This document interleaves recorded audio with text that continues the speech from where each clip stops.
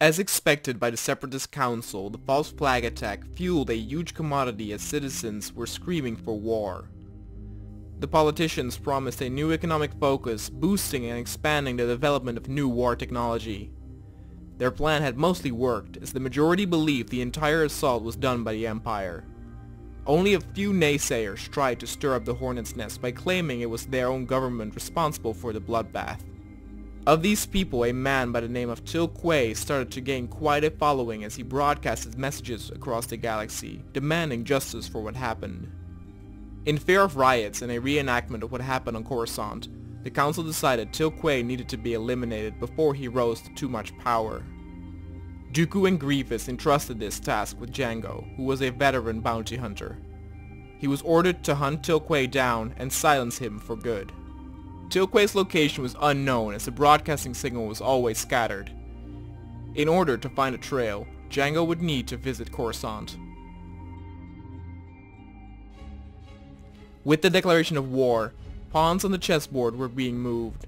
The Empire sent an invasion fleet to Naboo to make their first strike on the Separatists. Consequently, the Emperor himself ordered Grand Admiral Thrawn to head to Kashyyyk to oversee the battle against the clones. Thrawn had a daring and controversial plan, which the Emperor approved. At the same time, the Republic also made their move, as Master Yoda requested Plo Koon to oversee their Kashyyyk assault, and simultaneously plans were being made for their next invasion against the Empire.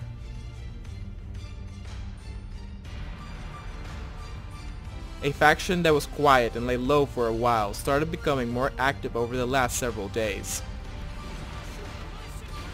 The rebels started attacking small Imperial outposts, sometimes with light armor at their side.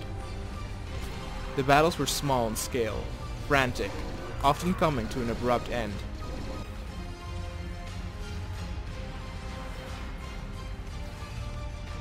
The attacks seemed sporadic, random even to the unwatchful eye.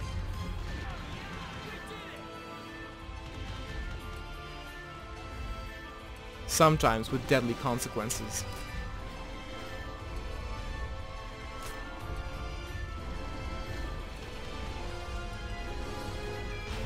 But in reality, the rebels were searching for something. Something that had to do with document WM-163, which they received from the clones. Jango had reached Coruscant and headed to the Star Bar, which was located in one of the sleazy parts of the city. It functioned as both a bar, strip club, and escort service. He talked to Madame Shrayana, as her working girls were a huge source of information. Jango had used this tactic in the past, and offered Shrayana and her girls many credits in exchange for information. As the girls worked outside as well to lure customers, they often heard what was the latest gossip in town. Jango asked if some of the girls knew something about Til Que, and one of the courtesans indeed had a regular customer who sometimes rambled on about the broadcastings that occurred.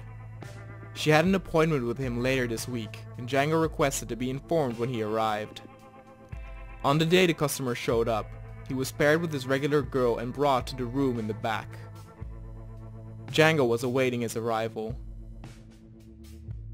It did not take much to make him squeal, as the Mandalorian armor was enough to make him spill the information. It turned out he was part of the Til Que's following, sent to Coruscant to spread the word around and get people talking about the false flag conspiracy. He gave Jango the address where the broadcast was being recorded. It was an old warehouse not too far from there. Jango headed towards it, not knowing he was being watched. When he entered the warehouse, Til Que was nowhere to be seen. Instead, it became quickly clear to Jango he had been lured into a trap, as several bandits were awaiting his arrival. The bandit leader taunted Jango, who kept his composure. He asked if any one of the bandits knew something about Til Que. Their answer was negative, as their only purpose was to kill those who came asking questions. And with that, suddenly weapons were drawn, as Jango had pinned down everyone's position and fired with high accuracy. With a flaming grenade, he managed to divert one of the bandits and take him out. Then the leader afterward. Jango then finally took his time to kill the frightened last remaining bandit. Behind Jango's mask, frustration and anger could be felt as he was deceived by the customer. It did not take much effort to track him down to his apartment. Jango confronted the man, who was visibly shocked as he expected Jango to be taken out by the bandits. He tried to bargain with Jango, promising to now tell the truth if he let him go. But Jango did not want to hear any of it. By searching his files, he located the signal source of the broadcastings, discovering it came from Tatooine. Jango was on his way again. During this time on Naboo, a secret rescue mission was underway by the rebels. News of the Imperial's plan to attack Naboo had reached the rebels' higher-ups, and it was decided to rescue and evacuate Queen Amidala, who had been captured by the Separatists, before the Imperials would arrive. The rebel units arrived in Theed by boat and continued on foot, having to deal with small skirmishes along the way.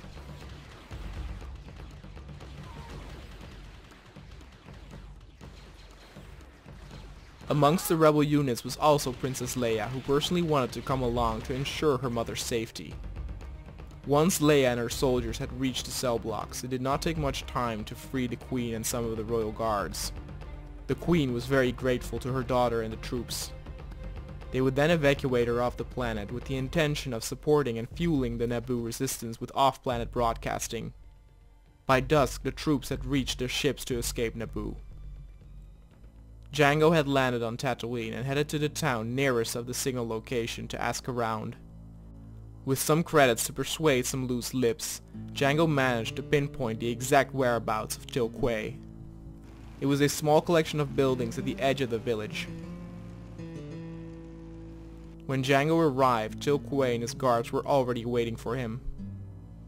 Jango announced he came for Til Que's head and his head alone, but would kill anyone who would stand in his way.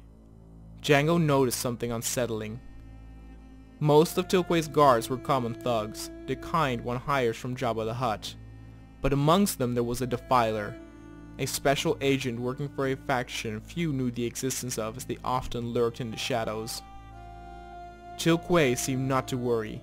He mentioned there was also a bounty on Jango's head, personally established by Que himself after being informed by the customer back on Coruscant. Til Que had hired a bounty hunter of his own, in case Jango would show up. From behind one of the buildings, Boba Fett revealed himself as Jango's mask hid the surprise and disbelief on his face. The same could be said for Boba, who took the job of taking out a nameless bounty hunter, not knowing it would turn out to be his own father. Unsure of the situation, guns were drawn, and Til Que awaited in silence for his bounty hunter to strike first, not realizing the genetic bond the two hunters in front of him shared. Boba looked at his father, and then back at his contractors, and with a quick nod, the two turned around and opened fire. Surprise and confusion took hold over Til Que's guards as they got attacked by both at once. We've got droids. Grenades and accurate shots took care of most guards in mere moments, including the defiler. Father and son stood shoulder to shoulder as they rid themselves from everyone except Til Que himself. They actually let him go to prevent the trail of the faction that the fighters belonged to turned cold. They would both inform their masters of the new discovery, as it might initiate a new strategy. Til Que had traveled far to visit the secret hideout of the Zan Consortium, led by Tiber Zan. Zan's faction was a direct rival of the Hutt cartel. Zan came up with the idea for the broadcast, as the war of the Separatists would mean a loss on black market weapon sales. They would now be manufactured internally. What started out as a campaign to save market share turned out to be a golden opportunity to take out both Jango and Boba Fett, two of the galaxy's most notorious bounty hunters. Til Que asked Zan to send his best defilers to deal with it, but Zan knew two of his own who would be better for the job, letting the hunters become the hunted.